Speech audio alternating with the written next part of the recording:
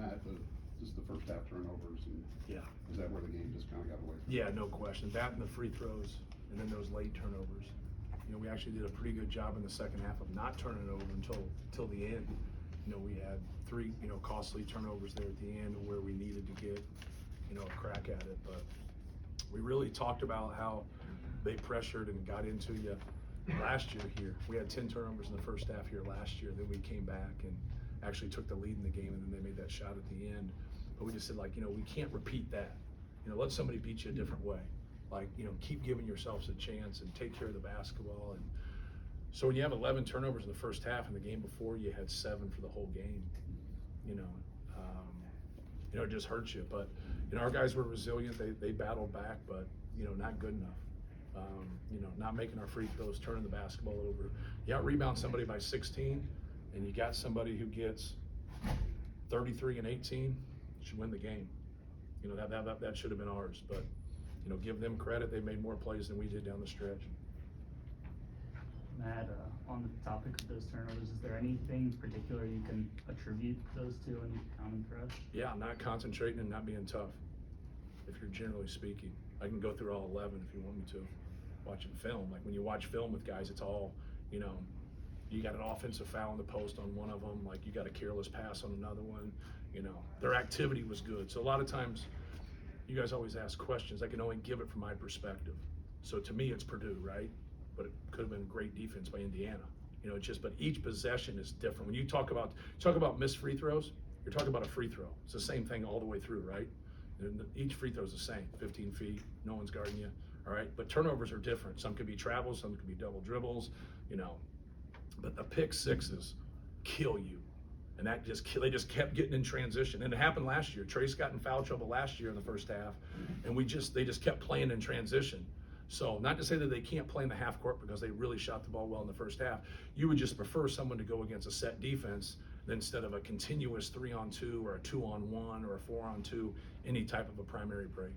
Why do you think Braden had such a tough time?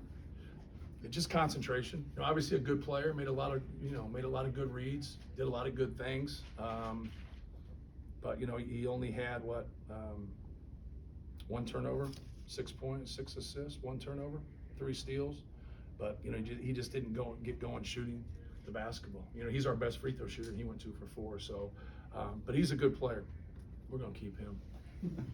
Hey, Matt, talk about Trace. You recruited Trace. You've seen him kind of grow. Trace is fabulous. Just a great person. Great player. We were on him early and put a lot of time into him, and obviously he chose to come here, and that's his choice. But he's fabulous, man. He's added more pieces to his game. His decision making when he first started, when you doubled him, was just okay, and now he's gotten where he's really good. But tonight he was physical. Like when he made moves and he did stuff, like our guys were bouncing off of him. I mean, it was impressive. Like he made a couple spin moves and the dunks, and he's got a bright future. There's some really, really intelligent NBA people out there that understand that. So you can look at those mock drafts or whatever, but he's going to spend a long time in the NBA. He's fabulous, and he's a super, super person.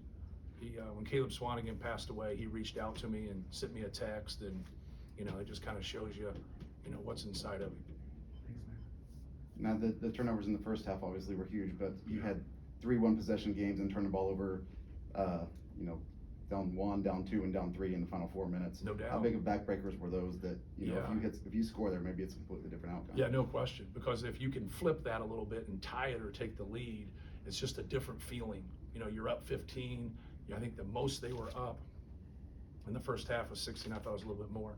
And so now it's really hard to overcome that when you kind of look, the air kind of goes out of you and things get quiet in your own arena, because now you're going to let that lead get away, which happens a lot in basketball, right? And so that was a crucial time. And I feel for our guys, just a couple careless plays that we like to have back. One of the plays with the turnover was my fault. Like I should have got a timeout. I just kept thinking, Zach, we had him a couple times and their pressure took it away, and I should have got one. And so out of those 3 turnovers, I got to take one of those. What changed in the second half early to cut the lead? Yeah, well, when it first started, we were scoring, but they were scoring too. And then we made a little bit of a surge right before that timeout where we cut it from 15 to 9, and then when it went from 16 to 12, it stayed at 9. And that's what we really talked about in there. Like, you know, hey, you got to chip it away. You can't trade baskets with them at this point. Like, you know, you got to be able to get stops and do some different things. And, you know, we were going to establish Zach. We were going to go to him. Like, we didn't think they had an answer, you know, for him. We wanted to go right to him. They were just fouling him and grabbing him and holding him. And it's hard. It's hard for those officials. They can't call every single one of them. I like to tell them that I think they can. And so like that's all we were trying to do. But with that, when they overdo things and they double, you got to make some shots. You know, Brandon Newman made one, David Jenkins made a couple, Caleb made one in the first half, Mace made one there in the second half. But we're a better shooting team than 6 for 18. You know, we're a better shooting team than 10 for 17. They didn't guard us at the free throw line, right? They might have guarded our threes, but they didn't guard you can't guard people at the free throw line. So just, you know, one of those games. But when you get those kind of opportunities and you got a guy that's, you know, going to the well like that and they can't stop him, you know, that's the great balance when you can make those threes along with what he was doing. What's the most important thing they can do this year? That Purdue camp? Yeah. Just concentrate. Be tougher mentally in that first half and take care of the basketball. I told our guys afterwards, like, nobody tries to miss a three. Nobody tries to miss a free throw. Like, I've never been upset. I've been upset with a bad shot. But, like, hey, you got to concentrate and do your job defensively, and you got to take care of the basketball. I thought our concentration wasn't very good. And like I said earlier, you know, you got to give Indiana a lot of credit for that because they took us out of our rhythm. How much did the 2 early fouls on Ethan disrupt what you wanted to do defensively? I don't think a whole lot.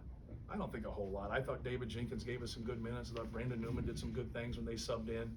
Yeah, I don't think that was that much of a deal. He was scoring on anybody. I mean, when it's one of those things where I thought Indiana shot well from the perimeter. It just seemed in my mind, like, God dang, like how many threes they're going to hit? They hit 4 threes.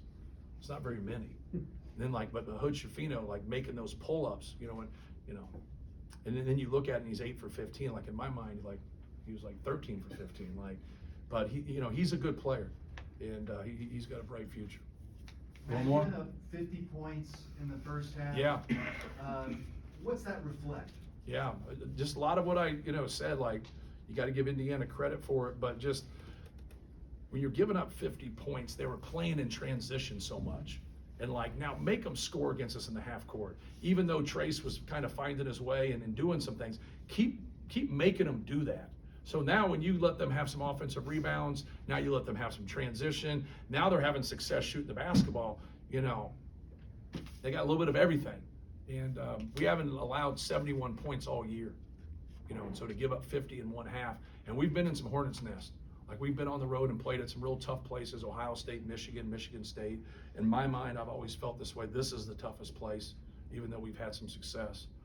But yeah, just the combination of all that. And then we did some good things and then just missed free throws. So like now all of a sudden, like you're in a stretch where you're like 1 for 5, 1 for 6, with one of them being a front end. So you don't feel like you're doing good things when you miss your free throws too. A lot of that just kind of compounded itself. Coach, you're going to see him again in 3 weeks. What are you going to take from this game when you prepare for that game? Not to turn the ball over, more than anything. And that's what we took last year from it. We were hoping to get it physical in practice and really foul each other in practice and just make it impossible, whatever, but that didn't work. I think it's the combination of their approach and also the environment that sometimes, guys get emotionally drunk and lose it. But you got to give them credit, man. They do a good job of pressuring, and it's hard. Who cares? Like, who cares what's going on out there? You know what I mean? Handle it. Don't worry about it. It's just a basketball game. If it gets physical, it gets physical. You got to be able to play. If they start calling things close, you got to adjust and be able to play.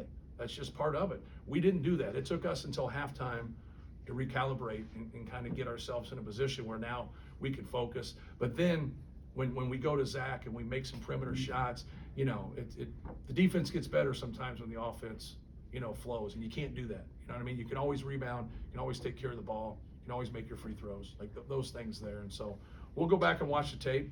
And one of the dumbest things in the world is getting interviewed after a game before you watch tape.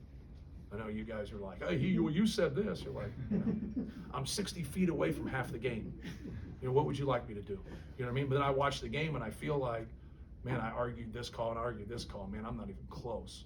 And so you have a lot of that. So you got to be honest with yourself. and things like that's what I'm gonna do first. I'm gonna be honest with myself so I can get better, so we can get better. Thank you.